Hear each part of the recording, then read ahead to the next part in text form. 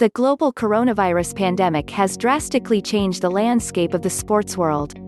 Beginning with a worldwide shutdown of sports in March followed with the return of American sports leagues this summer, there have been numerous changes to the ways sports have resumed, and hosting sporting events without fans in attendance for health and safety reasons has been a major change. The 2020 US Open tennis tournament will join the WNBA, NBA and MLB to host an event without any fans. It's going to be a US Open tournament unlike any other.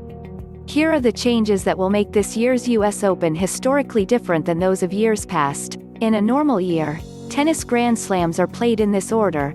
This year, however, the US Open is just the second Grand Slam of the 2020 season. The last and only slam this year was the 2020 Australian Open 6 months ago, which saw Novak Djokovic and Sofia Kenin take home the singles titles.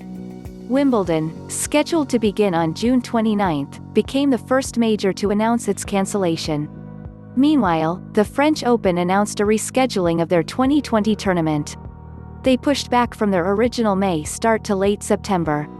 The US Open is slightly postponed, just 1 week from the original start date. The New York-based tournament is being held from August 31 through September 13.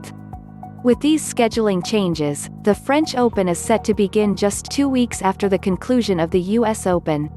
So now, because of the coronavirus impact on the professional tennis circuit this year, players will not only have to undergo a quick turnaround if they are hoping to compete in both majors the last of 2020, but they will have to also make the transition from hard court to clay, which could be particularly challenging considering the differences in strategy and footwork between the two surfaces.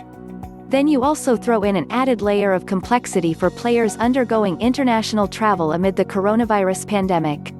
The US Open, held at the USTA Billie Jean King National Tennis Center, is known for its electric atmosphere year after year. Lacking the buzz from an always lively New York crowd, this year's US Open will be unlike any other. Normally, up to 30,000 fans visit the Billie Jean King Center daily throughout the 2-week-long event. This year, players and their coaching teams, along with broadcast partners and tournament staff, will be the only people allowed on site. Players and their teams, limited to 3 people, will undergo daily coronavirus testing during their time at the tournament, and they're all set up in a controlled environment, similar to the NBA's one-location bubble, or the NHL's 2-city hub, on Long Island and in Queens, New York. All those involved will be required to wear masks and adhere to the social distancing guideline of staying 6 feet apart.